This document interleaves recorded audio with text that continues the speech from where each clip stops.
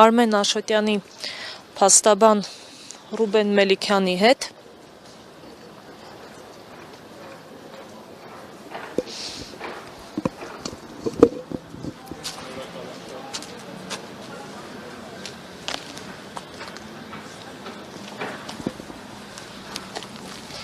Պարոն Մելիքյան, ինչ կարող եք այս դատական նիստի վերաբերյալ ասել, որովհետև շատ հետաքրքիր քննարկում տեղի ունեցավ, վկան այնուամենայնիվ հրաժարվեց հարցերին պատասխանելուց, բայց կարծես թե դատական կողմը դա ինչպես հասկացանք իրավաչափ չհամարեց։ Ես այստեղ երկու մասի կբաժանեի հարցը, իրավունքի հարց, որ վերաբերում է բոլորիս, յուրաքանչյուրիս, եւ փաստի հարց, որ վերաբերում է կոնկրետ տվյալ վարույթին։ Կոնկրետ տվյալ վարույթի առումով ես հայտարարեցի եւ հիմա էլ ուզում եմ հրապարակավ հայտարարեմ,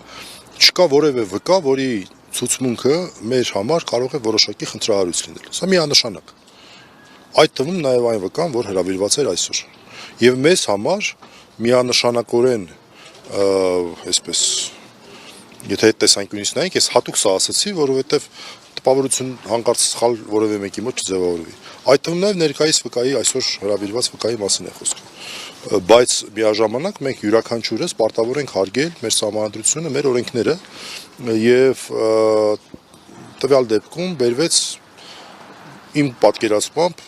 շատ սկզբունքային փաստարկ այն մասին, որ տվյալ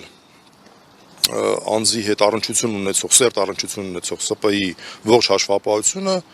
եղել է արգրավված եւ մինչ օրս վերադարձված չի եղել, ինչը հիմք է, որպեսզի ցանկացած անձ, մենք յուրաքանչյուրս կարող ենք մեզ դնել հարցաքննվողի փոխարեն, ունենա ողջամիտ ենթադրություն, որ կարող է այդ տվյալները, այսինքն այդ հարցաքննության արդյունքները կարող է իր նկատմամբ որոշակի քրեական հետապնդման վտանգ լինի։ Եվ այն տվյալները, որ այսօր ներկայացվեն, դրանք կարող են օգտագործվել այդ քրեական հետապնդումը հարուցելու կամ չհարուցելու մասին որոշումն ու հարուցելու մասին որոշումը կայացնելու համար։ Սա իր դեմ չվկայելու իրավունքը կամ լռության իրավունքը այն համատեքստում, երբ որ որոշակի փաստական տվյալներով է ամրացված, դա բացարձակ իրավունք է, դա սահմանադրական բացարձակ իրավունք է եւ յուրաքանչյուրիս է տրված։ Եվ իրականում ես նաեւ խոսում եմ նրա մասին, որպեսզի նաեւ դատավարության մասնակիցների համար պարզ լինի, որ կա տարբերակում, այսինքն այնպես չի, որ ցանկացած վկա կարող է ասել, ես չեմ ուզում հարցերին պատասխանել։ Դա այդպես չի։ Միայն այն դեպքում, երբ կա ողջամիտ ենթադրություն, որ հարցերի պատասխանները կարող են որոշակի առումով օգտագործվել անձի դեմ։ Իսկ մենք գիտենք մեր երկրում ինչպես են քրեական հետապնդումները հարուցվում։ Ես ուղղակի ուզում եմ նաև վերաբերելիությունը չգիտեմ, բայց մեջ բերեմ այսպես համարժեք մի օրինակ։ Երբ որ իմ պաշտպանյալներից մեկին ժամանակին Նարեկ Սամսոնյանի մասին է խոսքը, այդ հայտնի Իկրայի գործով ինչ էին արել։ Մարդը տվել էր որոշակի տեղեկություն, այսինքն որոշակի բաներ գրել իր Facebook-յան էջում, ինչ որ ուղիղ եթեր էր արել, ինչ էր արել, եւ դրանից հետո կանչել էին հարցաքննության, նա հրաժարվել էր որոշակի այդ հարցաքննության արձանագրությունը ստորագրելուց, որտեղ իր պատմամբ այնտեղ ավել բաներ էին գրած եղել, բայց դա խոչընդոտ չէր հանդիսացել, որ սուտ մատնության ուրեմն հանցակազմով, որը շատ նման է ցուցմուկ տալուց հրաժարվելու հանցակազմերին, քրեական հետապնդում հարուցային, բերեն հասցնեին դատարան եւ միայն այսպես վաղեմության ժամկետը անցնելու կապակցությամբ եւ այն կապակցությամբ, որ դատարանը ուղղակի չէր ձևակերպել։ Մի խոսքով, բերեցին հասցրեցին դատարան։ Մենք մինչև վերջ պնդեցինք, որ սա այսպես հանցանք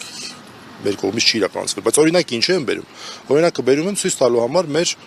մեր մոտ արկա, լավ չասեմ, արատավոր բառը այս պահին չօգտագործեմ ոչ ճիշտ պրակտիկա, որ մեր մոտ արկա է։ Սա է հարցը։ Եվ իմ պատկերացմամբ պետք է այս հարցը դիտարկել հենց այս տեսանկյունից։ Այսինքն առաջին մարդու իրավունքի տեսանկյունից առհասարակ, որը վերաբերում է յուրաքանչյուրիս, եւ այն մտավախությունները, որոնք կարող են օբյեկտիվ լինել, եւ երկրորդ առանձին պետք է դիտարկել տվյալ գործի տրամաբանության շրջանակներում։ Ես հատուկ նշեմ, որ չկա որևէ վկա, որի որևէ ցուցմունք մեր համար խնդրահարույց է։ Եվ պարոն Մելիքյան, մեղադրող դատախազը նշեց, որ արձանագրեց, որ վկան հրաժարվում է ցուցմունք տալուց։ Դրանից հետո ինչ քայլեր կարող են հաջորդել, ինչ որ միջնորդությամբ հանդես գա մեղադրող դատախազը կամ ինչ։ Եթե անձը ցուցմունք տալուց հրաժարվում է ոչ իրավաչափորեն, ապա դա որոշակի իրավական հետևանք կարող առաջացնել, որտեղ մեր երկրում առկա է ուրեմն ցուցմունք տալուց հրաժարվելու համար քրեական պատասխանատվություն։ Մենք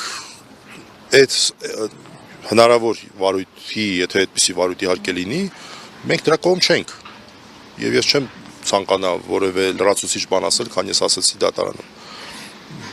Բայց կարևոր է, որպեսզի յուրաքանչյուրս, հատկապես իրավաբանները, խաղի կանոնները հստակ պատկերացնեն։ Եթե առկա է օբյեկտիվ տվյալ են մասին, օբյեկտիվ տվյալ, ոչ թե սուբյեկտիվ ենթադրություն, ողջամտորեն ենթադրելի է, սա է սահմանադրության եւ քրեական դատավարության օրենսգրքի տերմինը, որ կիրառված է, որ կարող է անձի համար անցանկալի հետևանքներ առաջացնել, դա մարդու բացարձակ իրավունքն է։ Եվ այն փաստարկը, որ բերվեց, դա շատ յուրահատուկ, քիչ պատահող եւ կարծում եմ ողջամտության մասին խոսող փաստարկ էր։ Իսկ ինչ վերաբերում է դրա հավանականությանը կամ անհավանականությանը, ամեն դեպքում վկայի փաստաբանը նշեց, որ նաև նախաքննության ընթացքում է վկան երկրորդ անգամ հարցաքննվելիս ուրեմն այդ բոլոր փաստաթղթերը վերցվել են առաջի հարցաքննությունից հետո։ Այսինքն փաստաթղթերը վերցնելուց հետո նա հրաժարվել է ցուցմունք տալուց եւ նախաքննության մարմինը ամեն դեպքում որևէ միջոց չի ձեռնարկել քրեական հետապնդում հարուցելու կամ որևէ այլ կերպ ոչ իրավաչափ համարելու ուղղությամբ։ Այսքան բան ես կարծում եմ, որ ավել բան այսօրվա նիստի հետ կապված մենք չունենք ասելու։ Շնորհակալություն։ Այսքանով